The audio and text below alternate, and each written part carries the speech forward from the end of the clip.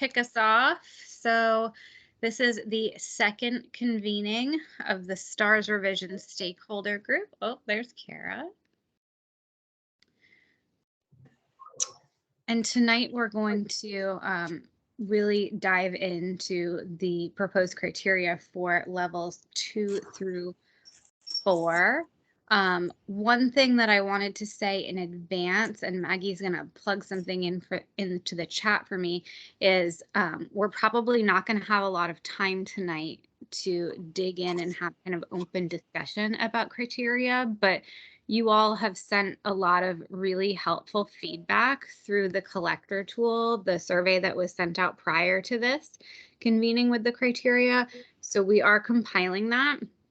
And we would say that if you have additional feedback that you would like to provide outside of the survey, to send it to the email address that Maggie is putting in the chat right now. Also, we sent out kind of a notes page for you, as well as like a tool that listed the criteria, and you could like print out and write on it, or I think you could type into it as well. So you can also just send that as an attachment if you have any additional feedback or comments that you want to send to us on this. We're going to put that all together, compile, and then be able to have like an FAQ, and also get back to the group and tell you all where we're considering any additional edits if needed. Sorry, I'm trying to let Michelle in, but it's just spinning. Any other housekeeping things I'm missing before we go forth? Okay. Next slide. All right, so the agenda for today looks like introductions, goals and next steps. Sorry, I don't know. I'm going to ask my team. Do we have specific things that we want to do in the intro today, or did you want to go around again? What's the plan for introductions? We don't have a specific plan. Yeah, I would say have people introduce themselves in the chat, because I think we don't really want to take too much time away to do that. So that would be kind of my thought. Fabulous. So let's do that now. If everyone wants to just reintroduce themselves in the chat, maybe just your name and your program. Next, we're going to talk about goals of this revision and next steps after the stakeholder group. Highlights, really these are things like of note that we're going to talk about. And then I believe I'm handing it over to Amy for some guidance manual examples. Talk a little bit about the feedback that we've received thus far. And then Joanna is going to lead us through the criteria proposed for STAR levels 2, 3, and 4 for the new system.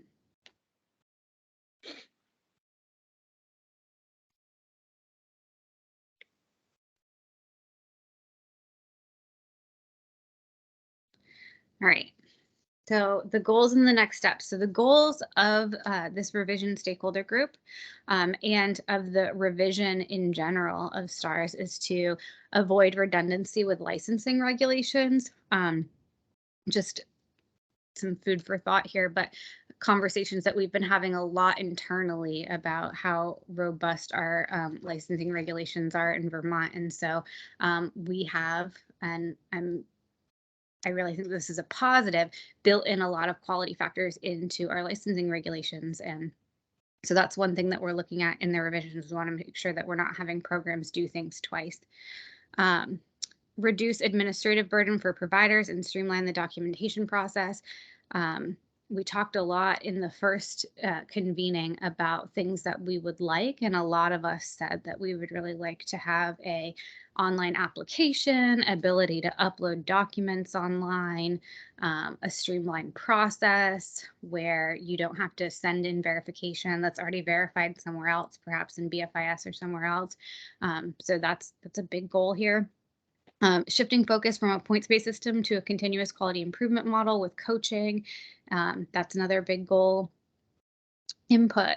So we did get a couple questions about like, what are we doing with this input that we're getting from these groups? And so we're going to be presenting and compiling all of the feedback that we get from you all, suggestions, comments, questions, with the CDD QRS revision team, which is an internal team. We also meet with federal TA during this internal team meeting, and we will use it to consider further revision. So this is really the proposal that we're giving for you, and now we need you to help us fine tune it. And then also we'll be using input as we move forward with the promulgation or the rulemaking process. So not only do we need to design criteria for the program, but then we need to update what we call our STAR standards, which is the written rule. And we need to do that through an interagency committee and also the legislature. So we have to write those rules to go along with the revised program. So that's goals and next steps. So here's some other things that we want to touch on today. So many of you have probably heard a little bit about like a revision year, a hold harmless year. And so in state fiscal year 2024, which starts July 1, 2023, this is when we're going to start hopefully rolling out the new system.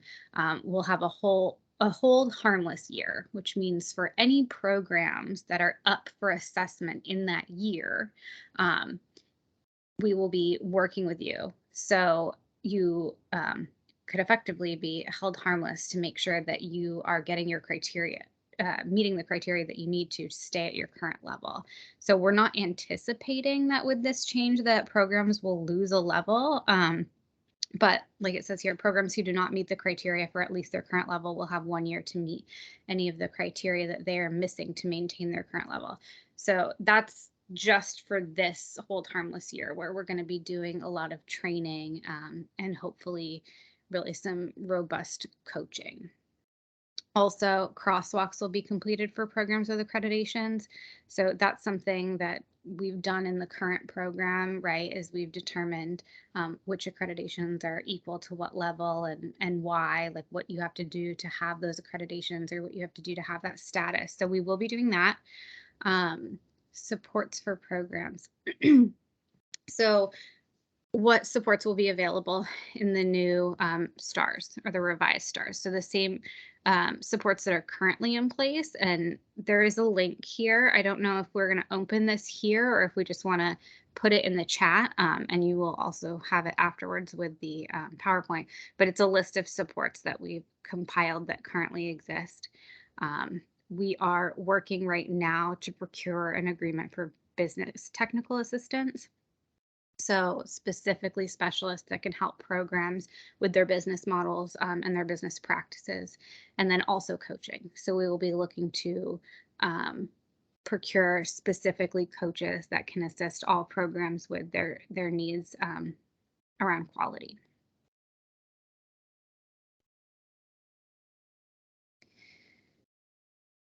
All right, so this is another question that we got in the feedback, but I think we also received it before we even started the stakeholder meetings. But so language clarification.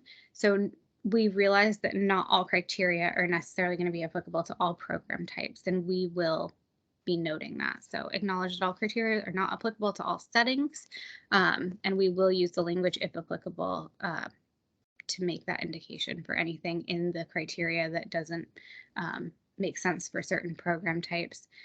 The term state approved means that an assessment or tool has been reviewed by the CDD. Specific tools will not be listed as they can change. So while specific tools will not be listed in the criteria themselves, which are essentially what we're using to base our rules on, they will be listed in the guidance manual. Like we will be giving you the lists of tools in a different document. Anything else that I should mention with these bullets? I'm looking at my team.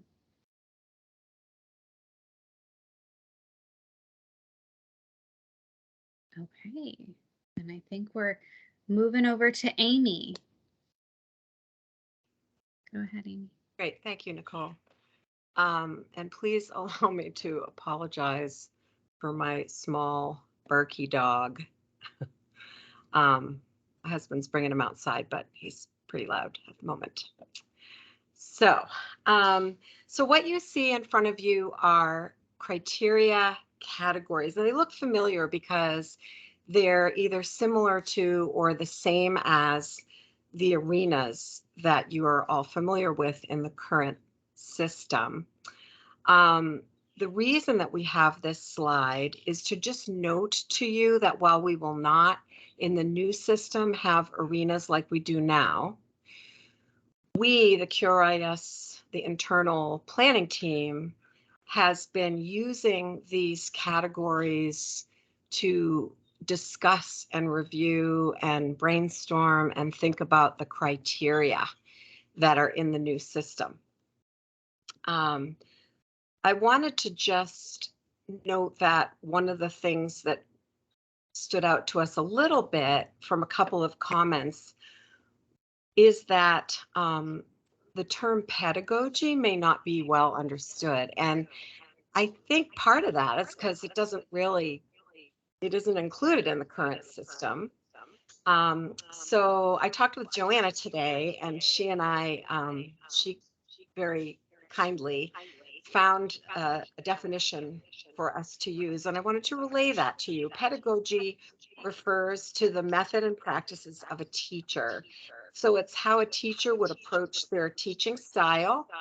It relates to the different theories they use, how they give feedback, and assessments they set.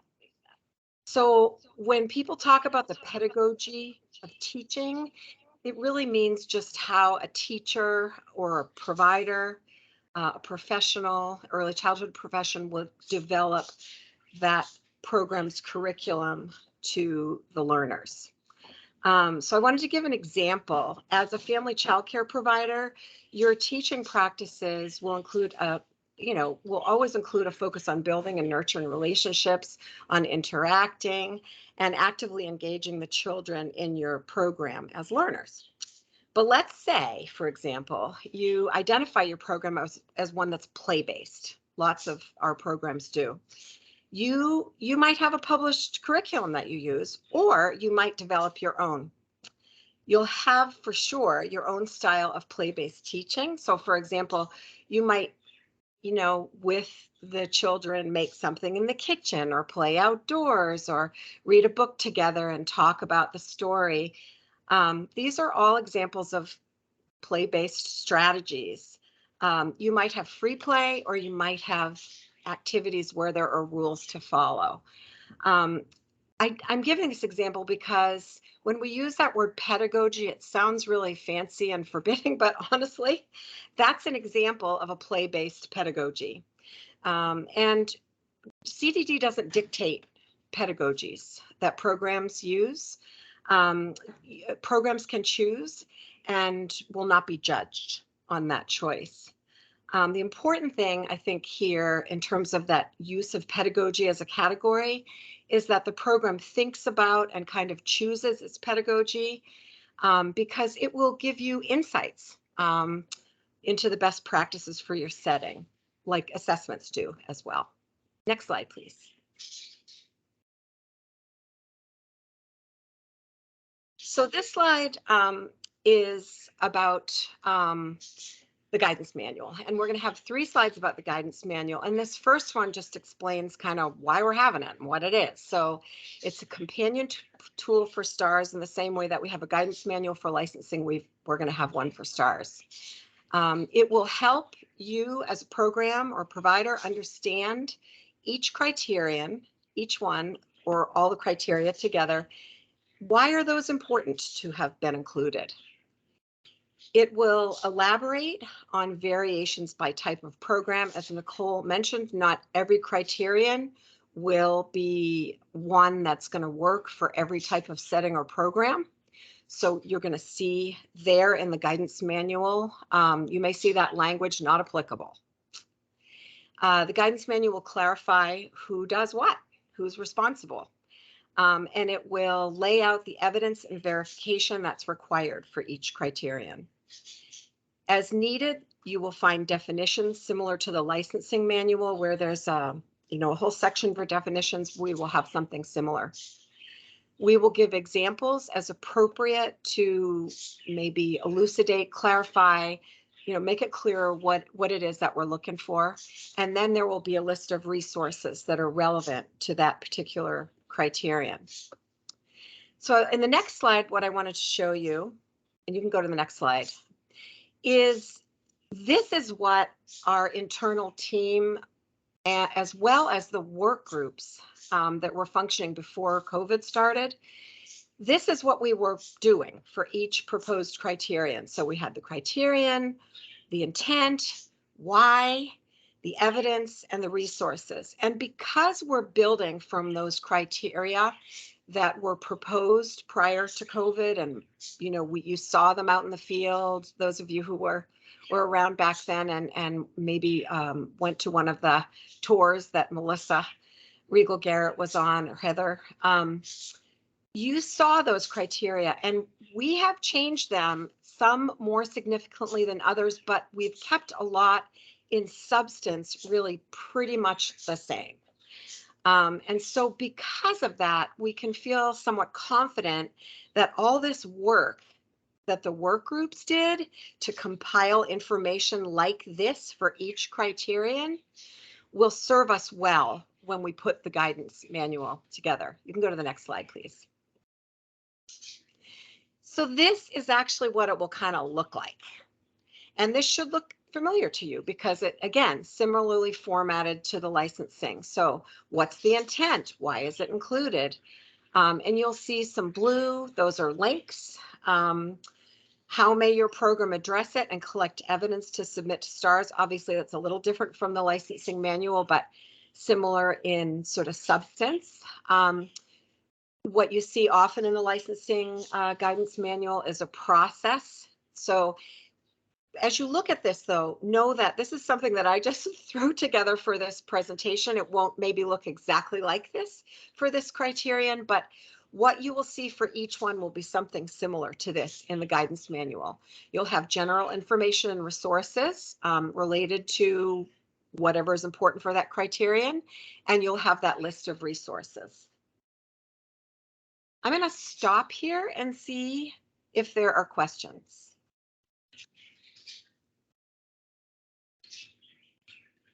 From anybody. I don't think there are any in the chat as I'm looking. Okay. Well, if as you sort of think about this and you come up with questions, don't hesitate to put them in the chat.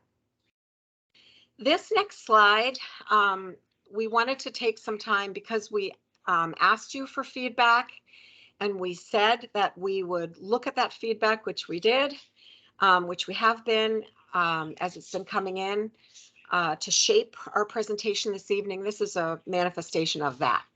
So lots of the issues that have been raised by you who are in the field, as well as other stakeholders, may in fact be addressed this evening as we progress through our slides.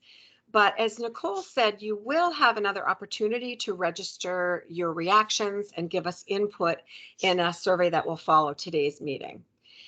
We don't want to take the time in this meeting to address every concern that was raised individually.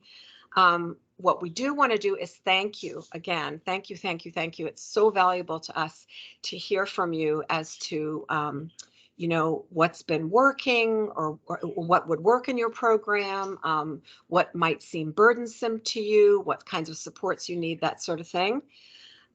So although we can't address every concern individually, what we thought we would do, oh, and by the way, there were a lot of responses that sort of didn't have any concerns. They were responses that were saying, we really like this. A lot of people really like the CQI as the backbone for the new system. That was very favorably received by a bunch of folks. But we did want to highlight some of the themes that came up in that feedback.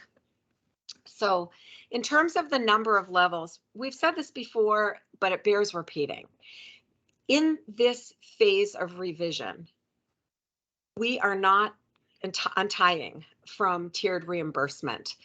That's going to take some time. And while we realize that that's a goal and that's would be representative of the very best system we could have. That's not something we're doing at this point. In terms of measurable criteria, some folks said, I didn't see anything that I'm familiar with for measuring. And this also goes back to something that Nicole mentioned earlier, which is that because tools change, and because we don't want to sort of put this, we want them to be in the guidance manual where that can be a living document and we can update it as better tools become available to us. You will see the tools, the assessment tools, for example, with which you are already familiar, ones that you're already using, like it may include the RS tools, class, for after school programs, that would be the school age PQA. You will see the teapot. Those are tools that you will see in the guidance manual. Let's see. So in terms of clarity of the system, I'm looking at my notes because I went through all these comments just before this again. We have focused as a QRIS planning team on the importance of having a system that not just providers, but also families and other stakeholders will find to be clear. So we know that at this point, there may be words in the criteria that feel, for example, jargony to you or unclear. We want to hear that for sure. But the goal today is not to wordsmith. We just don't have the time to wordsmith, but we want to hear from you. If you don't know what something means, we want to know that. That will help us put together that definitions section in the guidance manual, for example. So what we do want to do today is to focus on the concepts behind each of the criteria. We will do the wordsmithing for clarity of the system. Resonance, I questioned that, but then I realized, oh yeah, we asked a question about structure, we asked a question about what resonated for you, and we asked about your concerns. So what resonated for folks was the idea of a new hybrid system. Some folks said, great idea. Other folks said, not so much. I wish we were doing something else. I would just go back to my previous statement that we're not untying from subsidy from tiered reimbursement at this time. We are going forward with a new hybrid system. The structure is not a negotiable piece, but having the reason that we chose to go with blocks for star levels 2, 3, and 4 is a good one. It's for consistency of quality across those star levels. We want families to be able to rely on the fact that a 3-star program in Windsor is likely to look really very similar in quality to a 3-star program in St. Johnsbury, right? So in other words, a 3-star system, 4-star system, 2-star system, anywhere in the state should look similar if criteria have to all be met within a block system for those levels. And we also believe that having that block system is going to achieve equity for programs. So anyway, that's that piece. Reduction in paperwork, that was all yes, please kind of feedback. We saw lots of that. We had some folks questioning whether we had research to back up the criteria. This is one of the reasons why we engaged our federal partners to give us technical assistance. You hear us talk about federal TA. And those are folks from the Build initiative, from the Quality Center. We've brought them in. They've been talking with us all along for years, actually. And part of their job is to say to us, this criterion is not connected to quality, and to question that with us. So we feel confident that either a criterion is there because it's research-based, or because it's informed by evidence informed, or even sometimes we may identify we don't have as much research as we'd like, but this is a promising practice. A good example of that is submitting a budget, right? You may think, well, how does that relate to quality? Submitting a budget means you've thought through your costs and you're likely to stay open. And that for sure, I would say, is pretty closely tied to quality. Maybe not the best example, but one. Let's see. Sorry, I'm just seeing if I missed anything. Oh yeah. There were some comments, and I think they were mostly in relation to STAR Level 2. Worry that the changes may result not in higher quality, which is what we all want, but in lower quality. What I would say is that the biggest changes probably are going to be from programs at STAR Level 2. The criteria that you see at 3 and 4, many programs are already doing. And we definitely know that programs will need training and will need other types of support. We see that in the concerns column, supports and TA. That's part of the reason we're doing this process. So as these things bubble up from you, we're taking them all down. We're making note. And during this revision year, we will be working on getting that stuff set up so that during the hold harmless year, we will have those things available to you. We saw a concern around the level of work for different sized programs. Oops, there's a little typo there, I see. We're aware of that. And that's been part of our discussions. That's the best I can say. Yes, there will be a new application. Yes, it will be online. The current application is going online at some point pretty soon. Well, I don't know exactly pretty soon, but at some point. I know, Maggie, you've been working hard on that. And I think, there are fears that the new application will be more burdensome, and that is just simply not the intent. We're doing everything we can to make it more streamlined and less burdensome for you. And then I already talked about the supports and TA. So stop again. See what kinds of questions you have for me. Or for any of us from the CDD.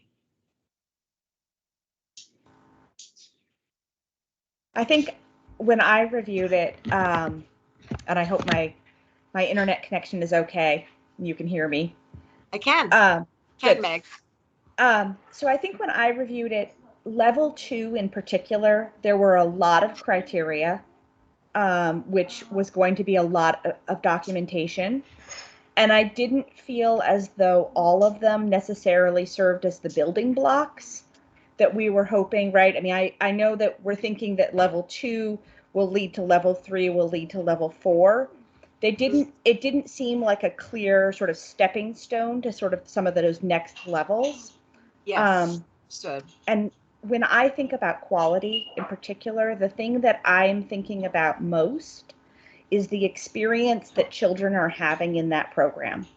And so while I appreciate that strong business practices and leadership in the community, those things may have some relevance, and that strong programs may do those things better. I think that the primary criteria that I think of for, and that I suspect families are looking for is the experience that children are having in that classroom, and how can we make sure that our STAR system is really measuring that. Yes. And I think we would agree with you that that's the most important. I think and please, and thank you so much for that feedback, Meg. I wanted to note too, by the way, that you submitted your feedback through that STARS, to that STARS mailbox, and that works just fine for us. So please do that. Any of you who would like to do that. What I would say about that is, it's really good feedback, and I can think of an example right now, and I'm going to give it to you, of a criterion that does progress very obviously through the levels. So that criterion has to do with the continuous quality improvement, or CQI. What you see at STAR Level 2 in that criterion is we'll probably have a template that will suggest that programs can use. So that will make it pretty easy. And we want programs to do a self-assessment but they don't necessarily have to put that in their CQI plan. It'd be great if they did, but the reason we're having folks do that self-assessment is to just become familiar with the process. Just do it. See what it's like. Do a self-assessment. And certainly what you learn would be a great thing to go right in that plan, but it doesn't have to. We're not going to be looking for that. At star level 3, self-assessment again, but the progression is that we are going to be looking for that to appear in that plan. And star level 4, again, we want to see it in the plan, and we want to see a beefed up, I don't know, a more intensive plan, I guess you could say. We're looking for an official assessment, by an assessor who's going to come. The focus won't be on the scores necessarily. It will be on the learning. It will be on the CQI. It will be about recognition of those quality practices.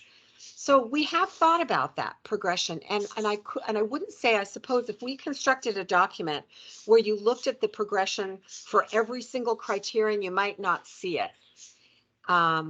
We've been doing that as we've been going along. It'd be too big to put on a slide, but it's a really important thing to look at, Meg, and we'll continue to be looking at that and deciding whether it needs to be there. And please, folks, give us your feedback around that. If you see a gap, if you see something that's missing, let us know. Right now we have 9 criteria at star level 2, 9 at 3, and I think 4 or 5 at 4.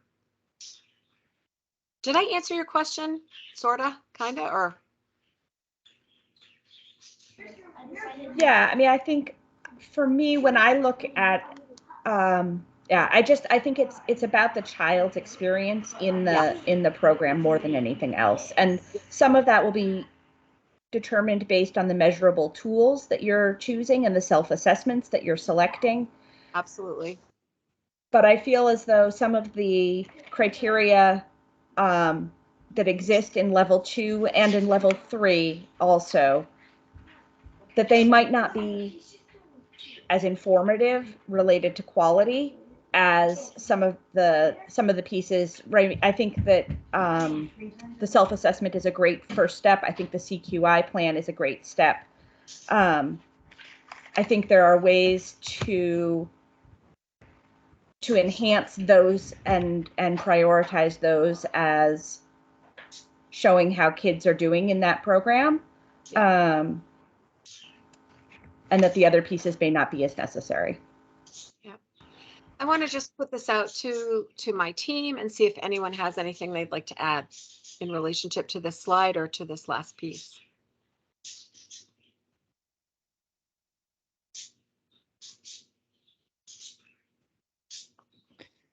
Amy, I can just add that I think when we put resources on the web page, we can make that document that we've been using visible, which has the progressions on it, and that'd be great. That'd probably be helpful. A good way to help people visualize. Yeah. I mean, what we're going to do today, we're going to start to go through all the star level 2, all the star level 3, all the star level 4 criteria like that. And so you won't be able to see that progression easily in the way that we've done this, but we could not figure out how to put it all on one slide, But I think that's a great idea, Leslie. Great idea. All right, next slide then.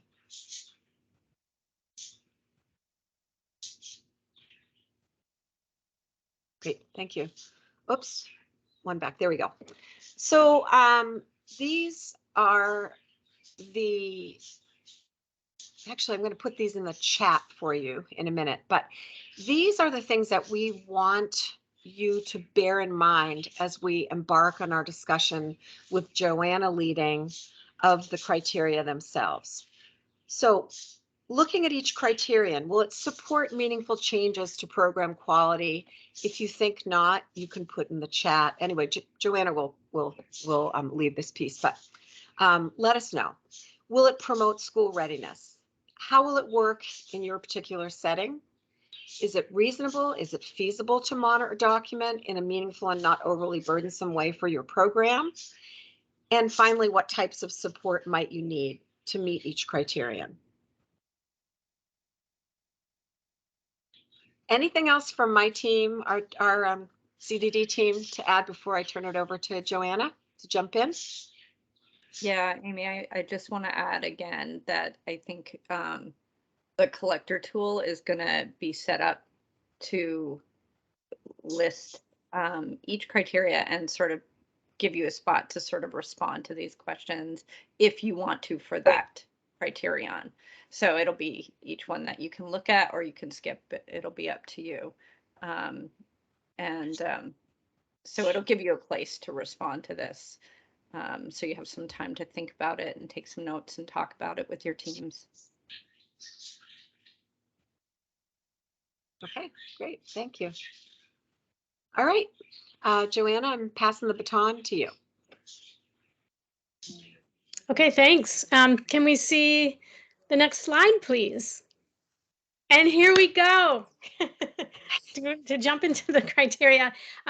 Before we start, I just want to say I'm hearing some background noise coming from my house, and if others can hear it and it's distracting, please let me know and I can see if I can get something done about it. One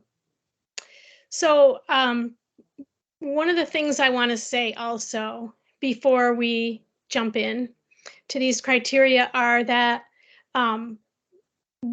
many of them were chosen specifically to inform how the program would develop their CQI plan and to form a base or a platform or jumping off space for a program when they're beginning to develop their plan, and to have intention and to have written policies that can serve as a guide for the work that is to come is really an important step in the process.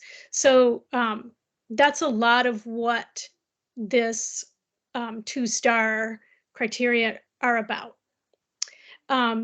The other thing that I want to mention, and we've just talked about it quite a bit, but just to clarify that all the criteria in level 2 are not necessarily the same carried over into level 3 or into level 4, but as Amy mentioned, and there is a progression through the criteria to the higher, from the lower levels to the higher levels, even if you don't see a specific one that shows up in all 3 of the levels 2, 3, and 4.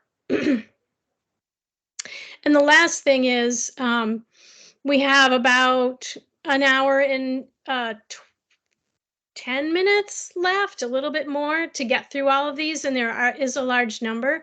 So if you, I'll try to clarify as I go along, but if you have questions or comments, if you can put them in the chat, or I don't recall if there was an email you can email things to in the chat as well. I think there is.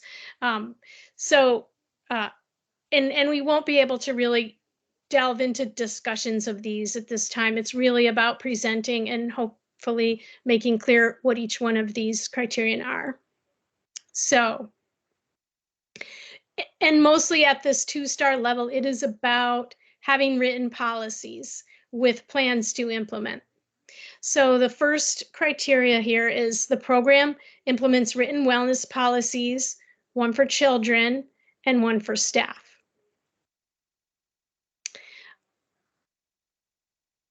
And the second is the program implements pedagogical practices that consider the needs of each and every child in alignment with the Vermont Early Learning Standards. The pedagogical practices will be developmentally appropriate, equitable, and responsive. So as Amy mentioned, there were some questions and comments about this criterion that we've already received, and people were concerned that they would be directed to use specific pedagogical practices as part of the STAR system. And we are using the term pedagogical more broadly to mean the individual's teaching practices and style based on what their beliefs, as long as they meet the 3 criteria of being developmentally appropriate, equitable, and responsive. So number 3, staff who lead a classroom of children must complete a self-assessment on staff-child interactions using state-approved observational assessment tools. So this is basically the classroom staff self-assessing about their own staff-child interactions. The reason that state-approved tools are not mentioned and listed here in this criteria is so that they can be changed based on new information and best practice. And once the guidance manual has been developed, the tools will be, the specified tools that will be accepted will be listed there. And again, this really supports the idea of continuous quality improvement, that you set a goal for yourself, that you self-assess to see how you're doing, and that's part of the CQI process, continuous quality improvement process. So number 4, the program writes and implements a developmental screening policy. In partnership with families, the program uses a state-approved tool that is linguistically and culturally responsive. So there was some confusion, I think, about this criteria in some of the comments that people, concerns that were raised through the collector tool. And this means a developmental screening for children. And this process would be an ongoing process for programs, because children come and go from programs, children grow and change. And there are lots of different reasons and times when it would be appropriate to use a developmental screening tool. And once again, the tool's not mentioned in the criteria, but it will be in the guidance of what are state-approved tools. So number 5, program leader has completed basic specialized training within the past 5 years. Again, that's, I don't think that requires any explanation. It just is that who the leadership of the program is aware of the information that's in basic specialized care and has refreshed their learning about it. If they have been, in the program for 5 years, and it's possible that program leadership might change within that 5 years. And so it would be important for new leadership to also have the training. And can you, I guess we're ready for the next slide. Let me know if I'm going too fast. Somebody? Okay. Joanna, yeah. I feel we will have some time I hope we will have some time to discuss, because we do have a total of, what did I say, 18 and 5, 23 criteria, and we have, an hour and 20 minutes or something, 10 minutes, something like that. Yep. So we should have some time for discussion. So, some folks may be more comfortable putting in the collector tool. That's why we have it. Some folks more comfortable putting in the chat, and others may want to just use that raise hand function or just speak right out.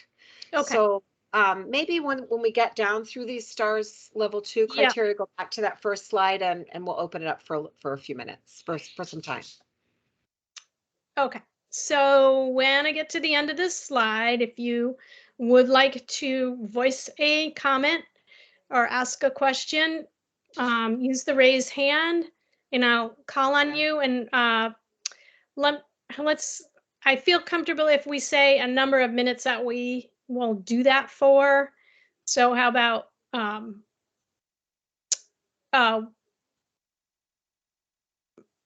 let me get through these, and then I can figure that out when I get there. How's that sound? All right. So number 6, the program maintains and appropriately uses a current list of referral pathways. So this is similar to a criterion that are in the current STAR system, and it really just means that you have available references that you can give to families to access services they might need, the family themselves, or services they might want to try to arrange for their children. And then number 7, the program demonstrates how they considered the cost of care per child and program expenses when creating a working annual budget, or appropriate staff are taking an approved class or training on how to consider the cost of care per child and program expenses when creating a working budget. And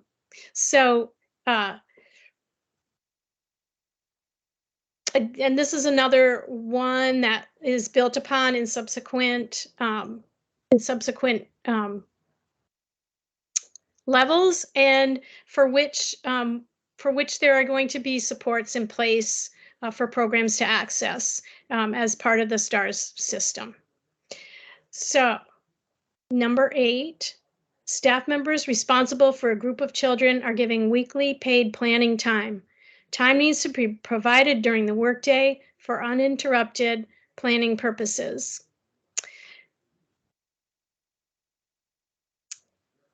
And we know that this can be difficult to arrange because of unforeseen circumstances, particularly as we've seen during COVID. But we want, at least for, it's really important if you're going to have pedagogy that you're making visible in your program, that you have time to work on how that's going to happen.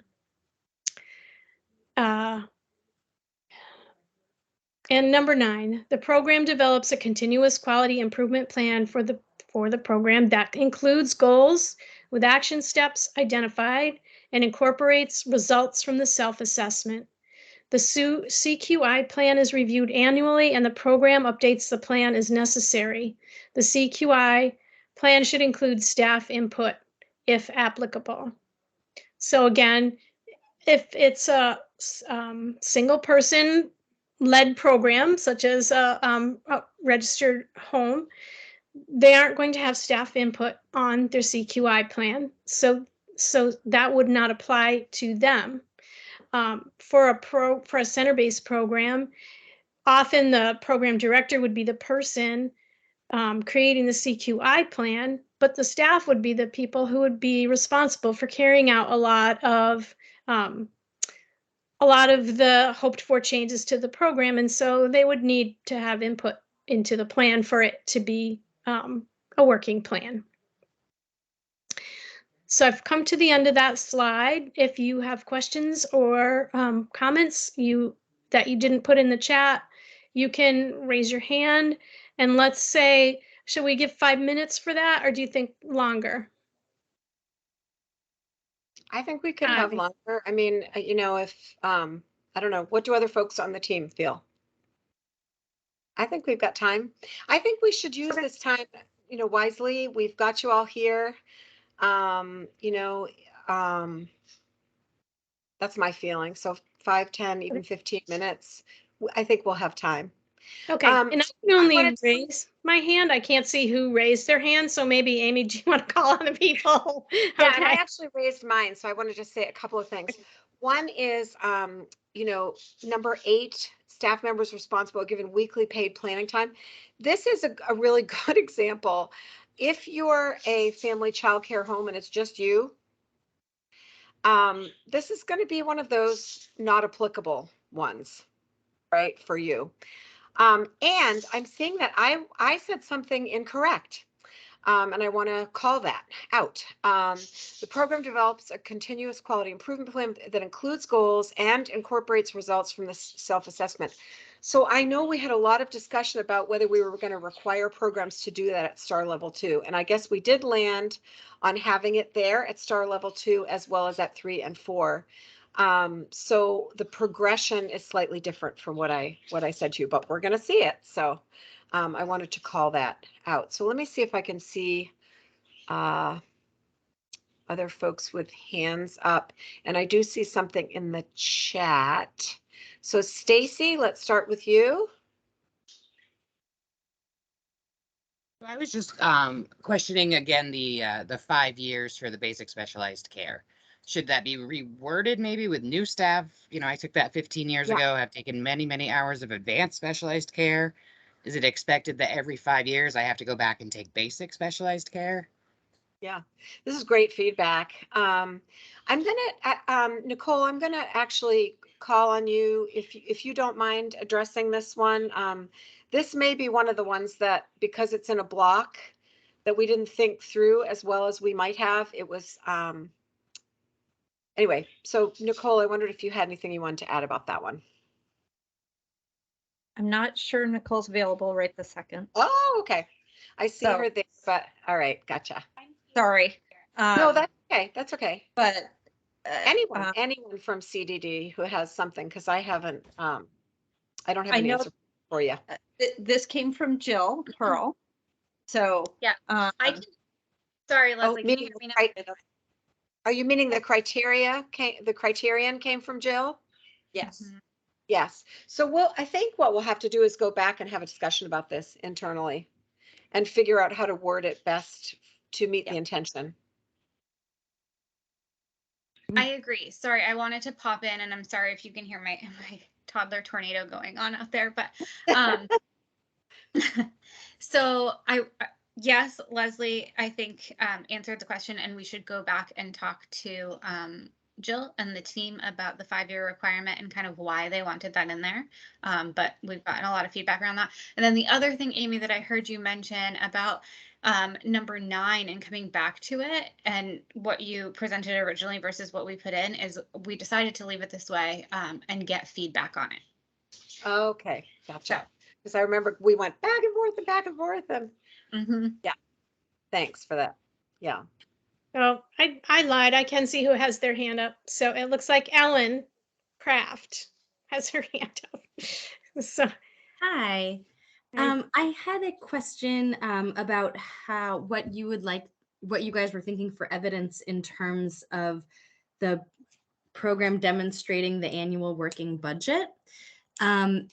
I know in a home program, right, like I do everything, but I'm curious, like in centers, if the person filling out the application might not be privy to the financial data of the whole, chain of schools or something like that. So I'm just wondering about that, and if a narrative is okay, or if you're like looking for spreadsheets, or what kind of supports you guys were hoping to have for evidence.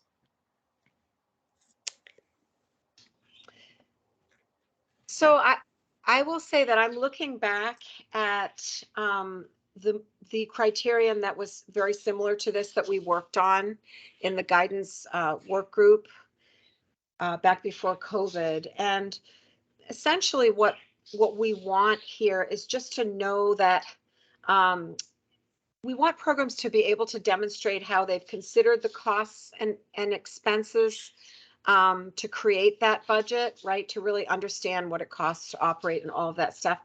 What we were looking for would be a budget that kind of projects for a year and actuals, including income and expenditures for a quarter, and remember that I'm saying this with the caveat that we haven't developed all of this yet.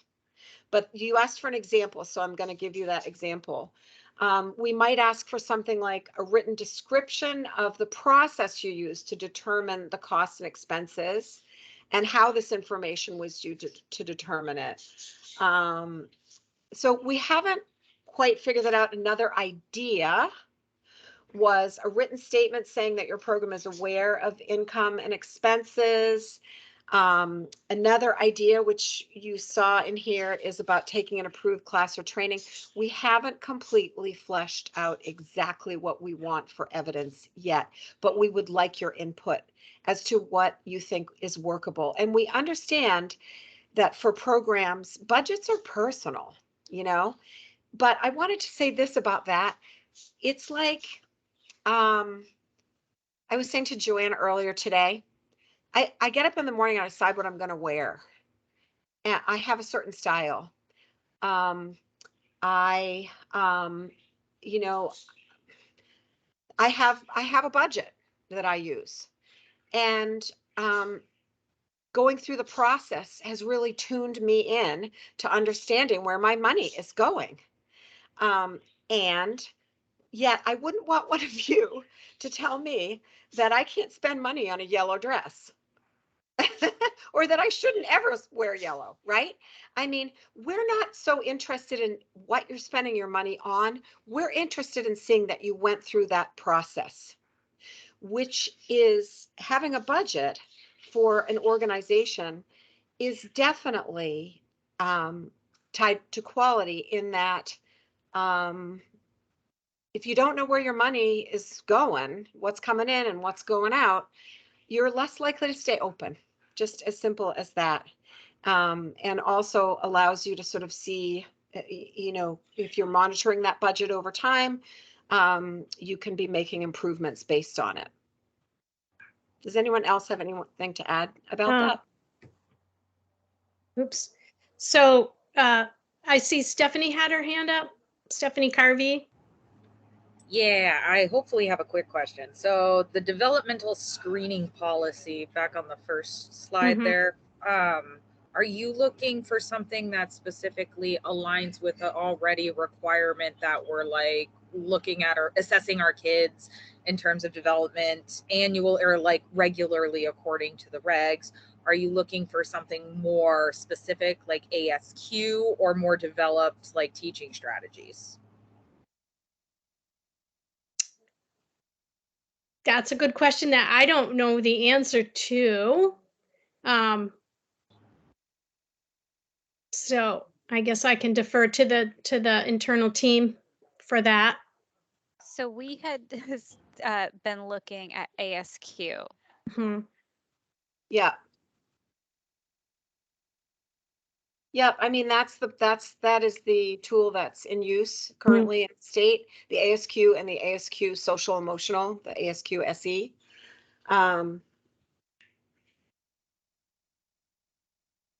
That's right. cool. Well, right.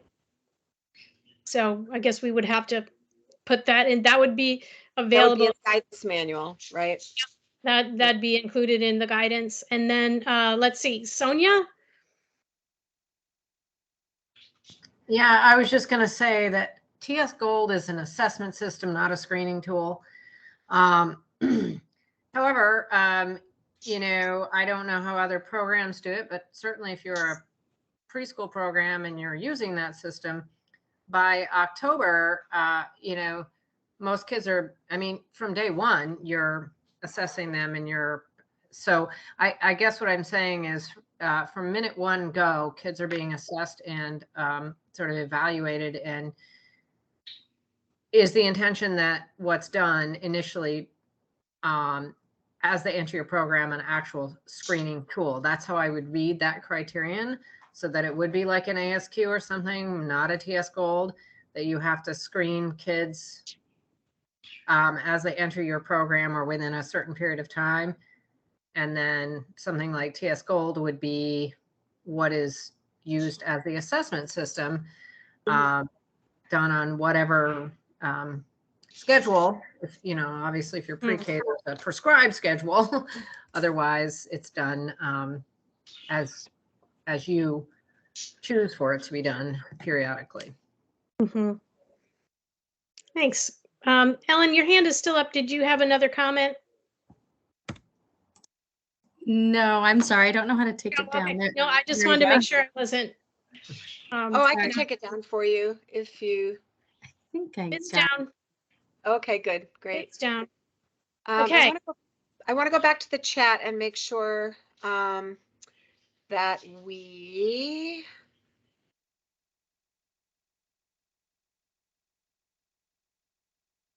see. Let's see. Clarification out of criteria 5. Does every we talked about basic specialized care. So we talked about that. Someone asked us having paid planning time during nap time count. If it's, well, I would say the criteria says uninterrupted. Yeah. So if it's during nap time, but the person is in their classroom responsible for the nappers, that wouldn't be uninterrupted time necessarily. And so probably that wouldn't meet the criterion. But that's exactly the kind of thing that we would spell Right. out again in guidance. Yep. But good, great question. Okay. Did we miss anybody's questions? I don't see any other hands up. Okay. Shall we go to the next? Should we go to level 3? All right. So at STARS level 3, programs intentionally promote children's learning and development through observation and child assessment. So that is going to be the thrust of this level. It's going to build on some of the criteria that were present in level 2, but not all. And I think there are 5 criterion in this level, Amy, or is there another slide? I'm not sure. There's 9. There are 9. Okay, so there are 9 in this one too. Thanks. Good. So the program implements policies to prevent removal or unenrollment of children from the program due to the child's challenging behavior. There's been a lot of comments about this criteria because of the what do I want to say? Mostly the financial barriers to programs for accessing extra staff or other trainings or other kinds of things that might help them meet this criterion, and that is something that will have to be addressed in order for this people to be successful in meeting this criteria, I would say. Number 2, the program director or leadership implements relationship-based strategies to support all staff in continuous improvement and development. And what it means by relationship-based strategies, those are trainings, training opportunities in which there is the opportunity for reflection in a group setting or with another individual to help basically support the learning that the person is undergoing. So some of the relationship-based strategies would be coaching or participating in a community of practice. Those are the types of things. So that a program would embed in their policies and practices to support their staff in their professional development.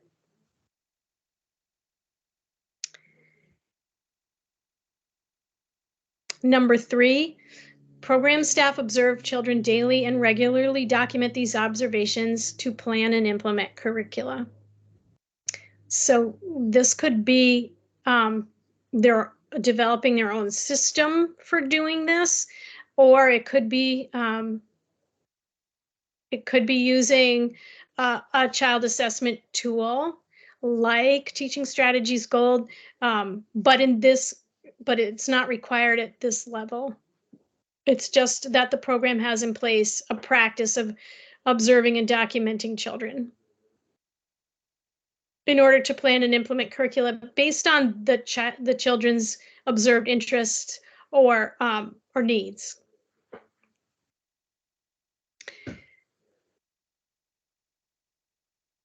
The program uses practices that prioritize each and every child's unique individual differences, abilities, and sense of belonging. The program implements evidence-based practices.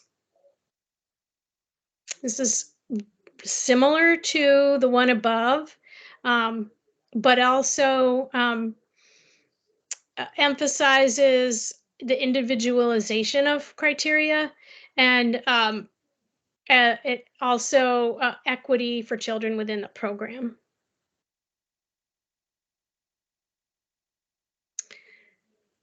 And number 5, the program conducts a self-assessment of each classroom using a state-approved observational assessment tool to inform CQI planning. So this one builds a little bit on individual self-assessment for teachers and to self-assessment of each classroom. And once again, this is integral to the CQI plan for the program.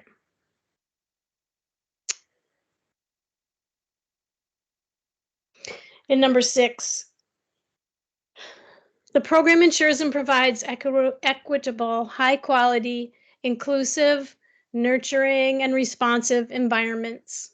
The program provides opportunities that foster culturally affirming relationships with families.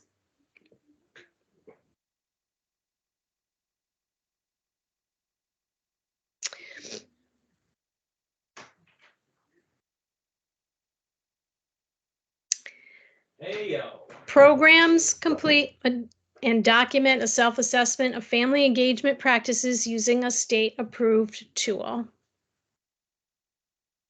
And I'm guessing this would be similar to the strengthening families process that is used in the STAR system now, not named because, as we've stated before, this is the standard, but the tool would be named, or the tool or options for tools would be named in the guidance manual.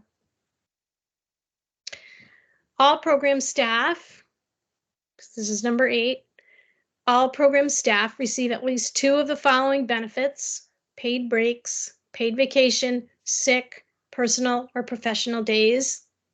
I think this one many of us are familiar with. It's similar to what is in the criterion for STARS currently, with the exception that paid breaks were a requirement before, and now they're in the pool of options that programs can provide. And number 9, the program updates and implements its continuous quality improvement CQI plan annually. The program uses the observational self-assessment required in number 7 and an additional source of evidence.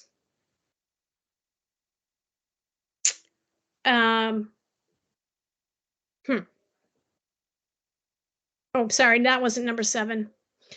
That was on the slide before. Sorry about that. Let's see. So that would have been number 5.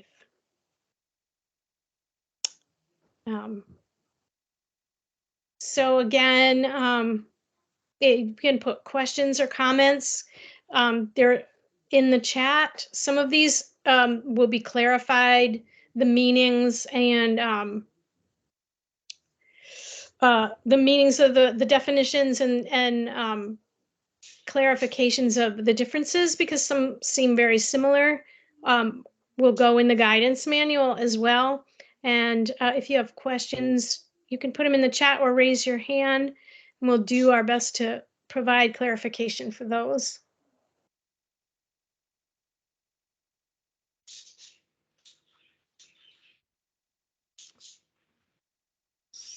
So I see some questions in the chat. One is, will STARS with the state be funding options for ASQ and ASQSE?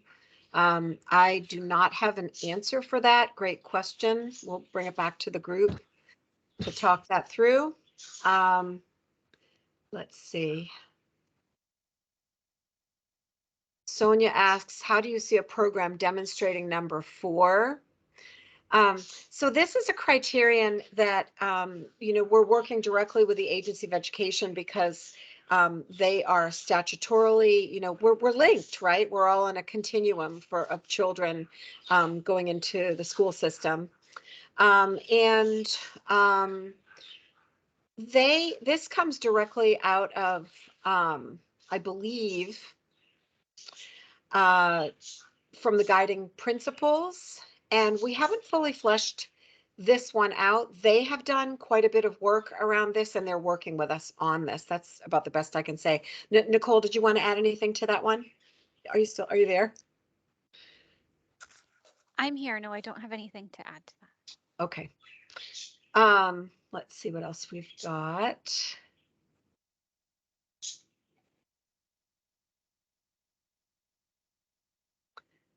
So there are some questions about the criteria, and well, it's no wonder because we had so many versions flying around over these last few weeks of these. I'm not sure, but we'll have to sort that through, Maggie, I guess. Yeah, figure out. Number 1 in the slide is definitely very different than number 2 in the notes. So I guess we'll have to sort that out and get back to you. That was, I know what that was. So Amy, I think in the notes, I put the wording that you had presented. Oh, okay. Change the wording for that criteria. And so that was my mistake. So where are we, Leslie, then? Which one is the one that's under consideration? I think we're really looking for help with the wording. Okay. That says. And the substance, really, right? Yeah. Yeah. For which criterion are you? For number 1. Oh, okay. Is for number 1, is that right, Leslie? Correct. Yeah. So this one is really about suspension and expulsion. Mm-hmm. And I think we want to hear from you. We want to hear from you what you think is doable. We know that our suspension and expulsion rates are high, too high. There was a brief released recently from Building Bright Futures that, goes through that data. It's alarming. We know that, for example, Head Start programs just don't suspend, or expel children.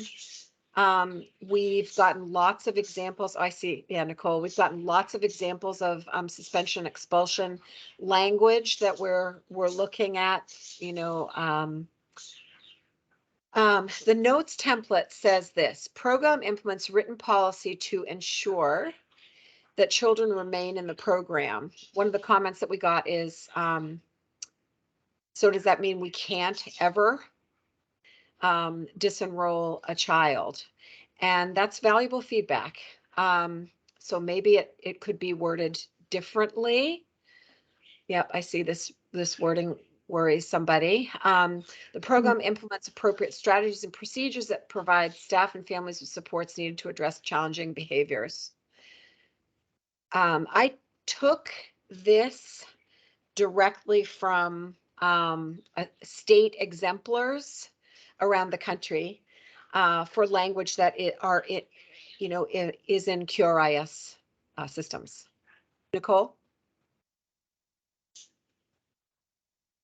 I think you just spoke to it, Amy, and then also just touching on that it will be in the guidance manual around this, and we do welcome a lot of feedback because the suspension expulsion conversation is very current. We're having the conversation right now, and so we're swirling around a lot of different language, and also recognizing that unenrollment, especially in private programs, there are other reasons for that outside of the child's behavior, and so that's also what we were trying to highlight here in the wording that we use. So yeah, This is great feedback I'm seeing in the chat. Thank you, everybody.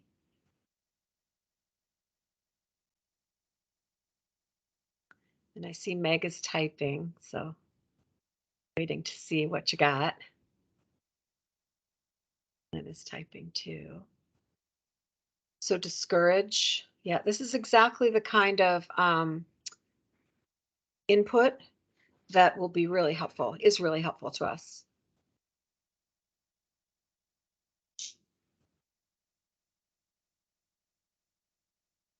Thank you for putting that in there, Lynn.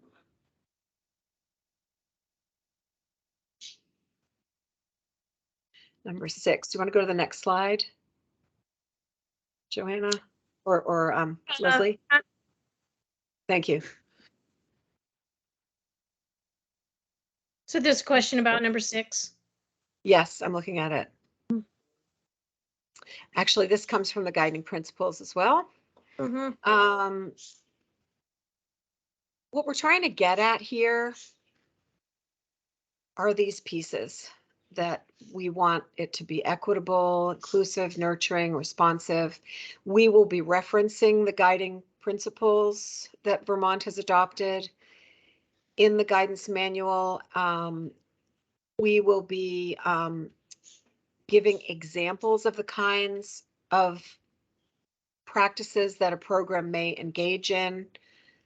Joanna, did you want to say what kinds of evidence the STARS office might be looking for, or in the past that you've looked for in relation to similar criteria?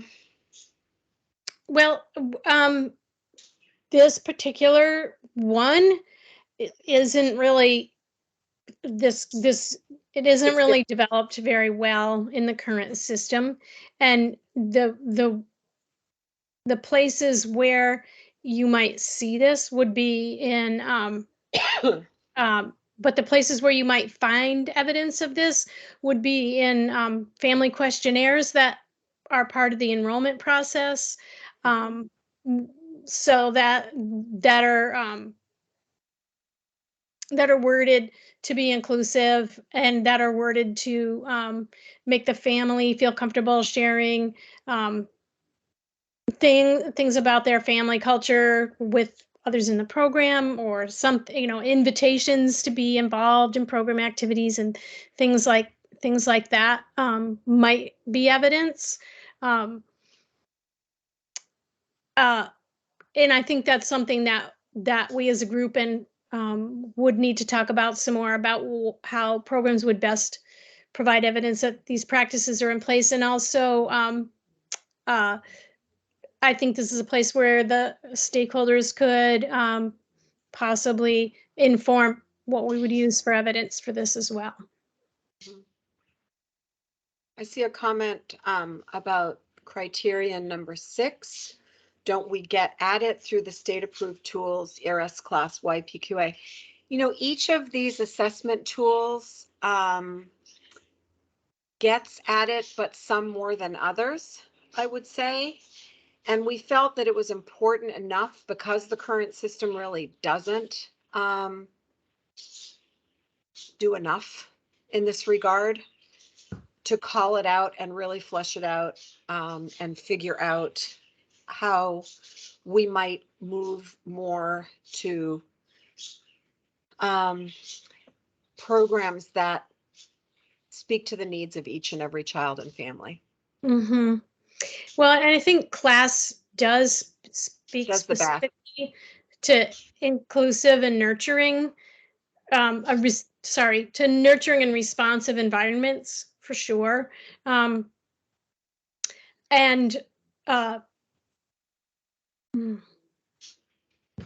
I'm not sure if there was an assessment that would, that's currently available that we could use for the others, but that would bear some more research. There is an assessment that is coming out. Well, it's supposed to come out in September. I'm hearing about it everywhere. It's evidence-based or research-based. It's called Access.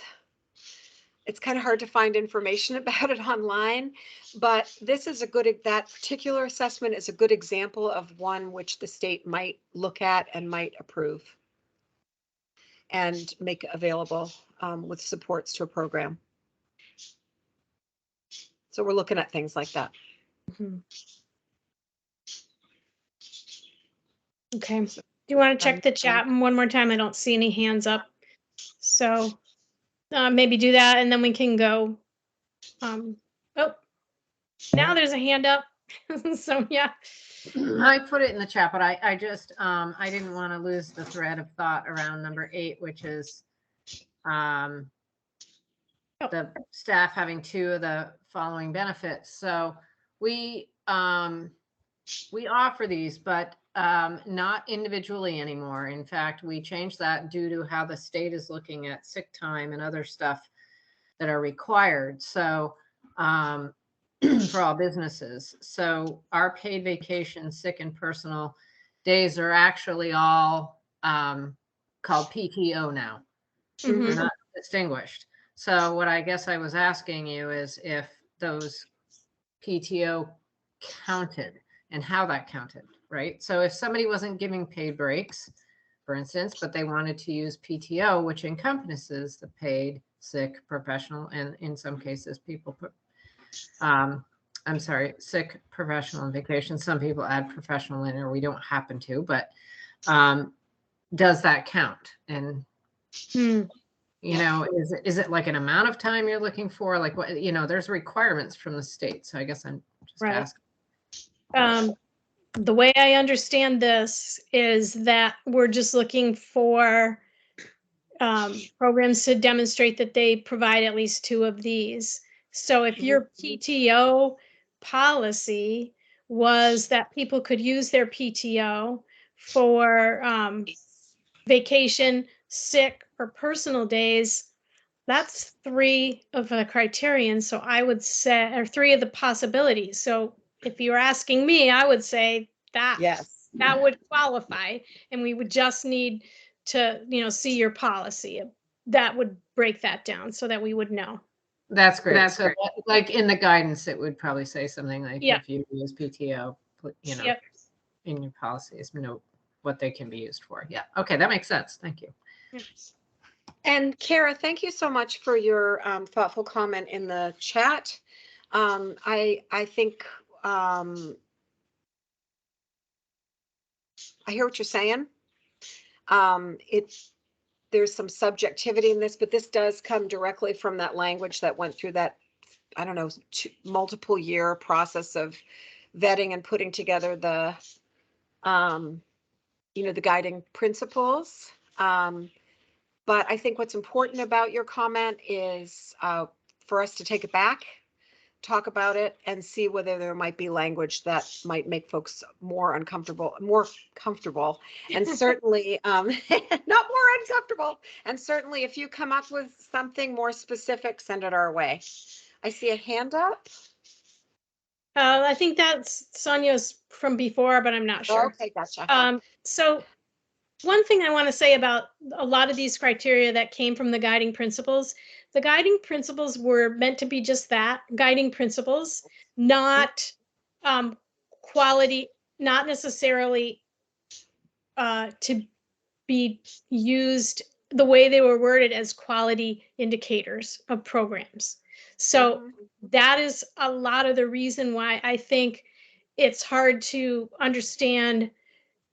It's hard to understand exactly what it means and how we would demonstrate that we would do that the way these are worded.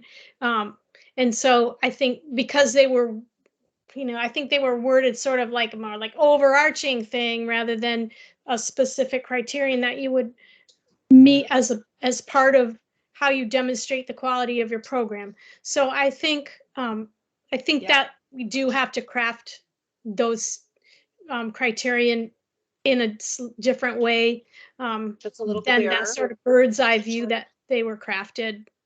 They were originally crafted for. Yep. And I think we probably should get going on the maybe the next slide. Just one more thing that I wanted to say is that we have every intention to bring in some other folks in the state who have, this is their area of expertise. Kaya Ganguly is an example. She's the director of, oh, I never say this right. Trauma Prevention and Resilience Development, I think. She's very interested and an expert and does trainings around equity and cultural responsiveness and that sort of thing. And we're going to be running these by her for her suggestions, and as well as a couple other experts as well. So thank you for that. Good. All right, I think we should move on. Okay, the 4-star criteria. Here we go. So at the 4-star level, programs support a quality learning environment with curriculum implementation and social and emotional interactions. So this one is the one with 5 criteria. Am I right? 5 criteria. Okay. So, all right. So number 1, the program receives an assessment of all classrooms by a state-approved assessor using a state-approved assessment tool. So I think this is the criteria that is the most similar to the current criterion for a scored assessment that we currently have. Scores are not spelled out, and I don't know whether they will be used because it's possible there'll be a variety of different program assessment tools available for use.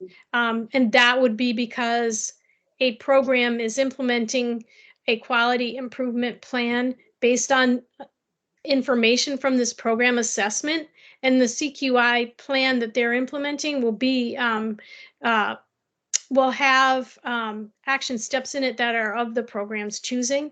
And so they will want to have an assessment using an assessment tool that will give them information about how they're progressing through the action steps of their plan. So that I would just like to say, try to explain that general terms of that criterion that way. And as we have mentioned many times, in the guidance, there will be the assessment tools that can be used will be clarified there.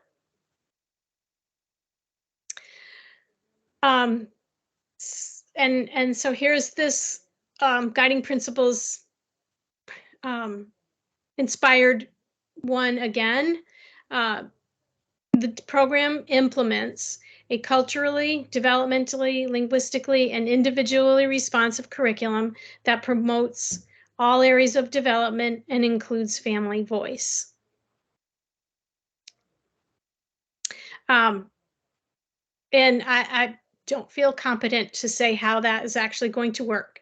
And I think we still have some further clarification to do about that criteria. And I would encourage people to ask questions and respond to that as much as you can, or as much as you're able, because that'll help with the clarification process. Number 3, a program must integrate parent and family engagement strategies into all systems and program services to support family well-being and promote children's learning and development.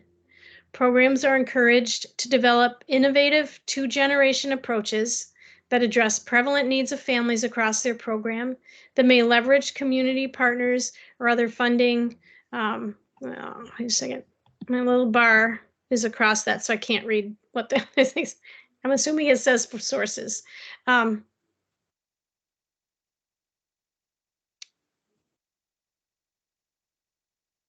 There's a lot in that criterion.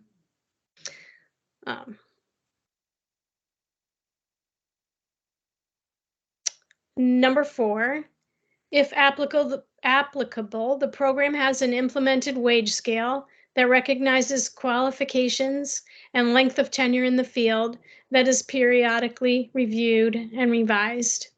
So obviously, this is not a criterion that would be applicable for registered family childcare necessarily. You might implement a wage scale for yourself if you're a home provider, but that, or if you have an employer assistant, but that wouldn't be likely and it wouldn't be expected.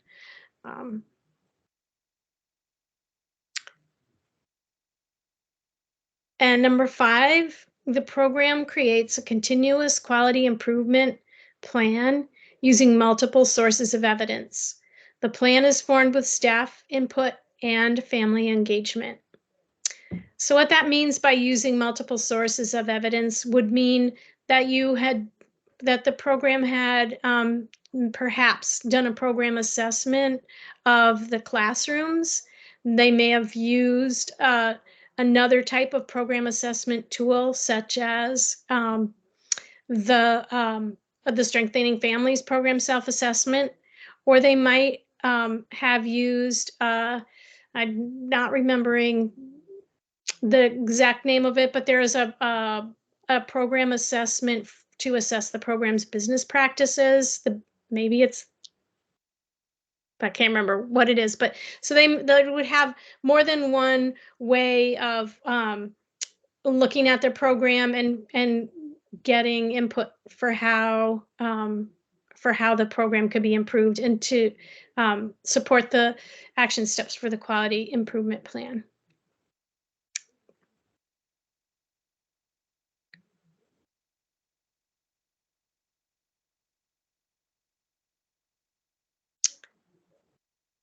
So I think we can invite people to put questions in the chat, ask questions about any of these criterion. I imagine people are wanting to know some more about number 3, because there's a lot to unpack in that one.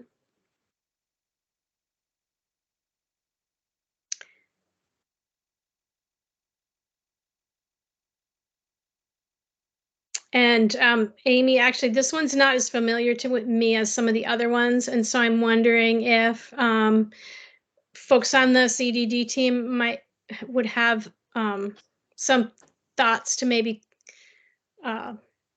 share about number 3, where it came from, and how programs might provide evidence, if there's been some thinking about that. Mm-hmm. So this one combines a few from before. And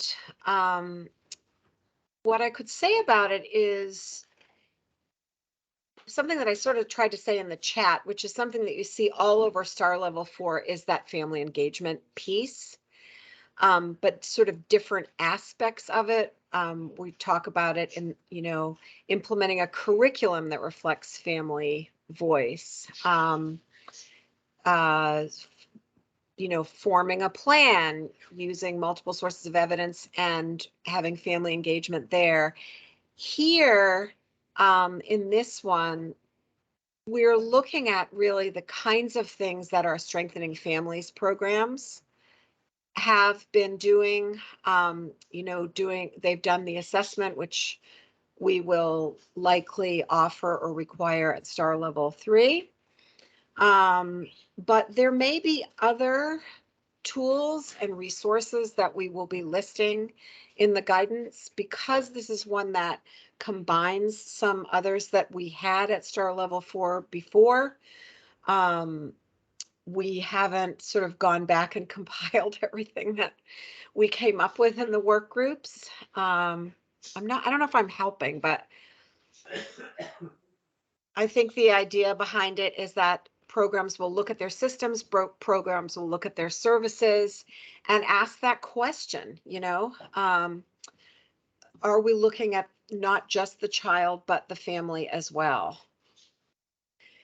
I see that, Stephanie, you're stoked, which is nice to hear.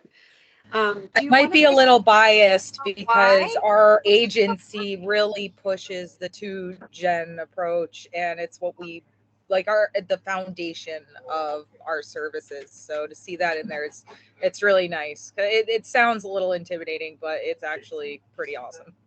Yeah. Thanks. And it's really about, you know, that piece about leveraging community partnerships. This is sort of, you know, programs looking at what's out there, not just maintaining a list like we're asking for programs to do and connecting families to it, but in fact, really looking at all the opportunities to, you know, strengthen families and incorporating those into programming and practices. I don't know if I'm articulating this one very well. I think I'm getting tired, to be honest. Anyone else from the CDD team want to add?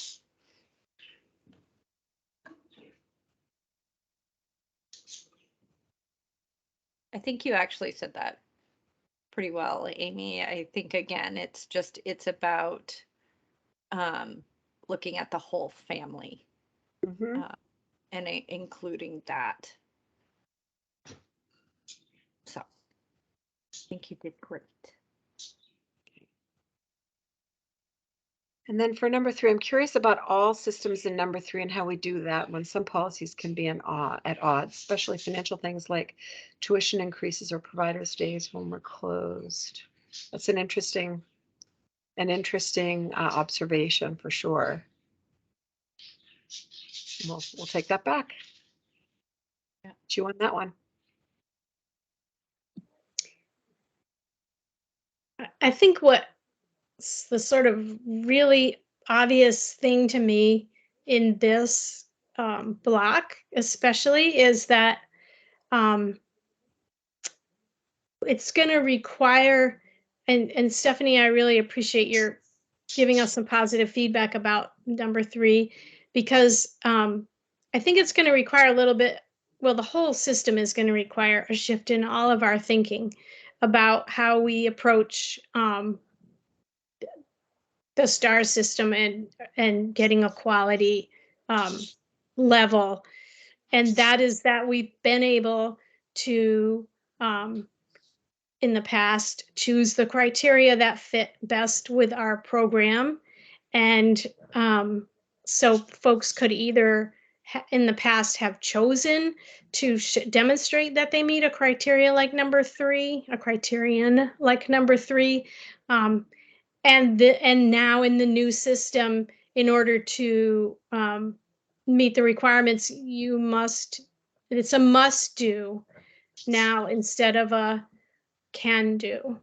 And so I think that is just, you know, something for all of us to sort of chew on and think about and get used to that idea, because it is a big shift from what we're familiar with in the current system.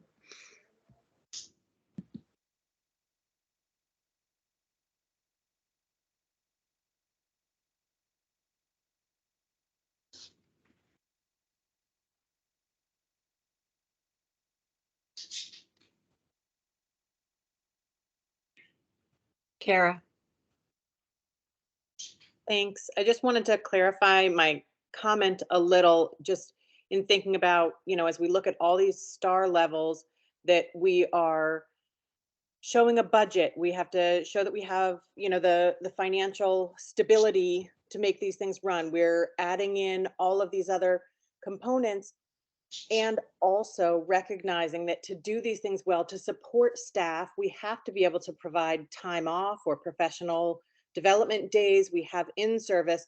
That's also equally as important, and recognizing that those things can really tax and challenge some of our families who are potentially more disadvantaged already. And so I absolutely want to do that. And we do partner with families in many ways and engage them. And sometimes there are things that I just don't compromise on. We have to have in-service, and that's a piece that I'm going to do. And that's not a system that I'm willing to say, I'm going to accept feedback and like, we're going to engage in this together. We've troubleshot some different ways to do it, but I'm done having teachers spend their nights and weekends doing this, even though I know that would be more beneficial and supportive for families. So just trying to understand, like, we're juggling both of those things about how to maintain programs of quality and excellence and still support families in their needs. Yes, you're so articulate about that, Kara. It's a dance, it's a balance, and it's a constantly shifting one, and the pandemic brought it into really clear view for all of us. It's part of the reason why at STAR Level 2, we're asking for a wellness policy for staff. We do have some examples that we'll be able to provide, or at least one that I know of. But you can definitely look at professional development as a benefit in a way, right? It's important for the the professional wellness of your staff, right? So I think what I'm trying to say is we hear you, and we've had these discussions as well, and I suspect we'll continue. And what I would say is, it may be that you won't need to defend it, but you'll need to articulate those kinds of decisions. I don't know exactly what that will look like because we haven't fleshed all of this out yet. We're just really starting the work, the guidance manual. We haven't even convened the group yet, but we've been talking about it all along. We've got a column on our spreadsheet where we're putting ideas in and putting things in, and we've got all the work from the work groups from before. But now we need to sit down and really dive deep in and figure it out, put it down. And I think you can say too, Kara, just like Amy said in the beginning of this presentation about how, we're not untying from tiered reimbursement, and we have reasons about why we can't do that right now, but it's a non-negotiable. So same with, when you think in your programs about how you need to have in-service and there's different things that you're not willing to change or you're unable to change regardless of feedback. I think those are things that you can absolutely still take a stand on. I see a couple more comments. I'm wondering if we might add support for retaining staff and professional growth as an option for Criterion 4. Let's see. We'll take a look at that. Sonia likes the family focus. Does community involvement and advocacy come in the 5th star? Probably. We're going to talk with you about that. We're still working on those criteria at the next meeting.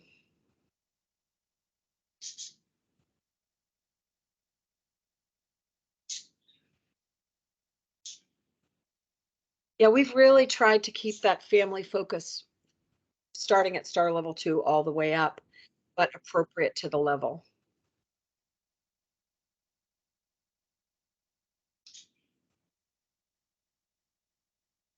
Stacy. I guess a lot of mine was without knowing directly what kind of evidence you're requiring. It was hard to really know as a family child care provider what you're expecting and how much more possible work that could be for people when it's just us doing things. Right. Because a lot of this family focus, we only have a few families. This is what we do. So I guess worried about what kind of evidence, not worried, but is it going to be for some people thinking it's going to be too much for them to provide all this evidence? Because we all know before with the stars, they always said there was too much paperwork. So I guess it was just hard to really go through and figure out, how to respond to some things without knowing, what kind of evidence that you wanted. And there were just some places that it really didn't seem like family child care homes were part of. And I can see kind of where that is in a way, but it's I don't know. It's just hard for and I don't, I don't know. I just feel like it's a lot focused on centers more than homes with some of the stuff. And, is that, was it looked at by people that know family childcare homes and how they may run and that kind of stuff? And, and I know we have to do a budget currently for STARS, but when we're looking at cost of care, when we live in certain areas, if we tried to charge the cost of care, we'd be negative thousands of dollars. So is there going to be a way to kind of show how we could, show our budget that this is what we feel, but this is only what we can charge families because this is all they can afford? Yeah. Kind of thing. So just feeling like some areas were just kind of not, I don't want to say inclusive, but just with homes. So Yeah. I think we want to know, it's not so much that we want to know that you're covering the cost of care. We want to know that you considered it. And we're going to ask for evidence of that, if that makes sense. Yep. That makes sense. And I was a family childcare provider for several years. And I try to bring that perspective as much as possible, and as do others internally at CDD. Lynn Robbins was a licensor. She's really super familiar too. We have a pretty broad variety of folks who are giving input, but this is why we're reaching out to y'all. We want to hear, how is it going to work in your program? Even, is it going to work in your program?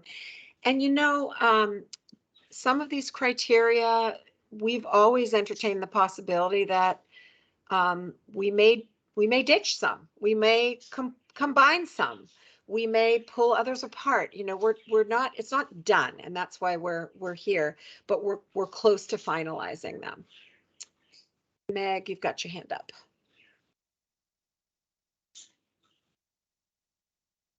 Yeah, I think I'm struggling with the pieces where we're asking programs to document the policies that they have. And we do that in a couple of different criteria. And part of the reason that I'm really worried about that is I think it's really easy to cut and paste a policy and shift the language so that it sort of matches, but that doesn't mean it's happening. And I guess, that's one of the pieces that I would look at. If I were thinking especially about like criteria 2, some of those policies seem like what we're asking programs to do is have a beefed up family or staff handbook, or both. Mm-hmm. And I wonder if we should take a look at what is required in the licensing manual. How there's the list of, here's what a family handbook. Yeah. So I'm wondering if this is a place where we give options of, here are some of the policies that you might develop, right? Like wellness being one of them, for example, right? But also thinking about inclusion practices and how we work with partnering community agencies, and an explanation of curriculum and philosophy that's that's got more details than what might be required by licensing, but that helps people kind of get to that next level. Mm-hmm. So this is probably obvious, but I'm going to say it anyway. The whole thing about policies, you probably won't see anything about a policy in these. I want to say that this is true, and correct me, team, if I'm wrong, but wherever you see something about a written policy, you also see the word implements. And we're going to be looking not just for the policy, but we're going to be looking for evidence of implementation. And these are the ones that we felt were most important. Number one, and the idea behind the part that I probably don't need to say is that the whole idea about having a policy, when it's written, it means it's had to have been thought out. And it's important for families to see, and it's important for staff to see, those, a variety of policies. And So I don't know if I'm answering your question, and I'm not sure exactly what you're proposing, maybe taking some things from licensing and building to the next level from those. That's what we're trying to do here with licensing as the floor, as star level 1. You know, we're trying to be selective and looking at particular things that we know are indicators of quality, either based on research or, you know, are informed by data or promising practices. I don't know if I'm answering your question, Meg. Yeah, I mean, I think going back and thinking then, I guess, about the amount of documentation that is going to be required is, I think, going to be really key, because in order to document all of those policies, I think it's going to be a lot of paperwork.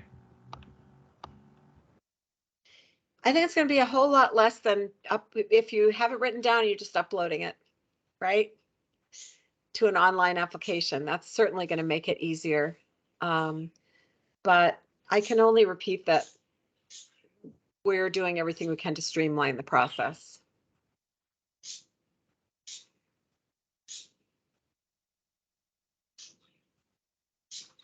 We're at 7:23, folks. We did it. Any last lingering thoughts?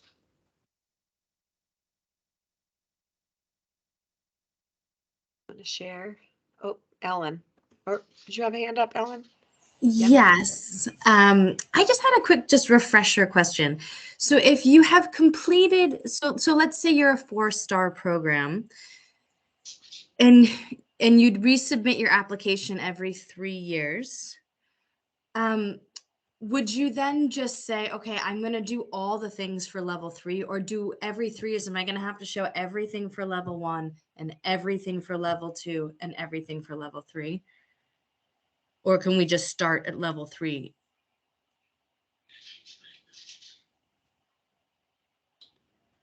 Or 4, you know what I mean? Yeah, I do know what you mean. My understanding is you will need to show that you're continuing, that you haven't let any, if you're at star level 4, that you haven't let anything go from 3 or 2. But team, correct me if I'm wrong on that. But there's a lot of documentation and assessment tools, and it does actually seem like it will be a lot of stuff. And so, like, for example, like for number 1 on this slide, the program implements a written wellness policy.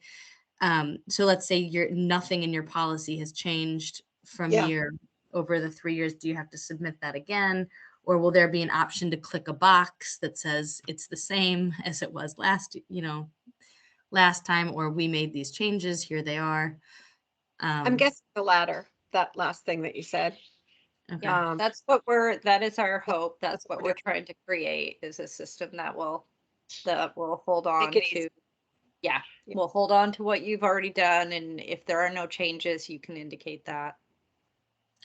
But you would just need to indicate you're still doing it, and any changes that you've made that you want us to know about. Okay. And even just, for number 3 on this page here, another great example, is that just something you have to do one time? So there's a self-assessment in every level, 2, 3, and 4. Okay. Yeah, and if you're at star level 4, you're having it done with an assessor. Okay.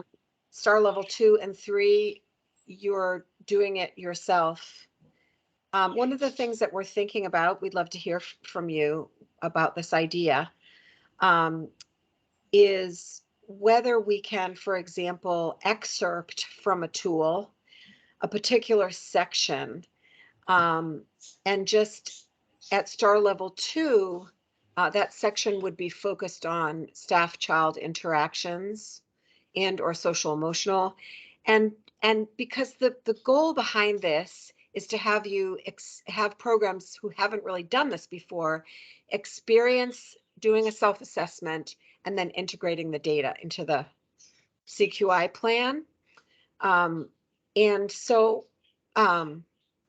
we may just, we haven't decided this yet, but we may make it available. Some tools you really can't excerpt from.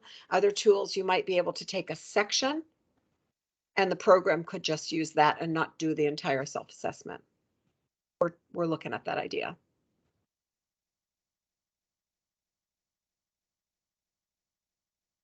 Uh-oh, I see a hand. I don't know who it is. Stacy. I was just curious if we haven't talked about specialized care. You have to be 3 stars. Pre-K, you have to be 4 stars. Is that something that's still going to be thought about, or how's that going to work? Because I know it's, there's certain things that would have to be done where, like right now, it says pre-K 4 stars with 2 points in every arena. How that might be changing or anything like that. So specialized care is moving to 2 stars.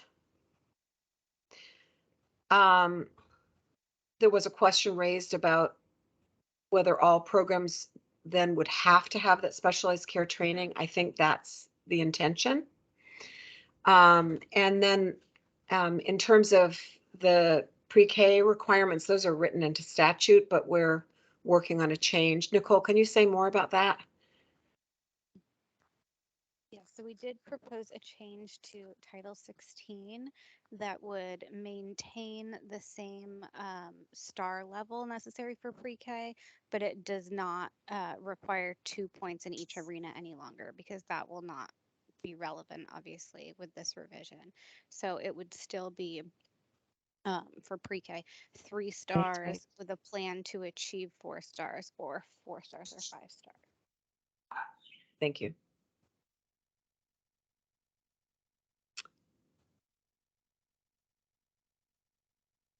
Thanks, folks. We look forward to hearing more from you in the coming days.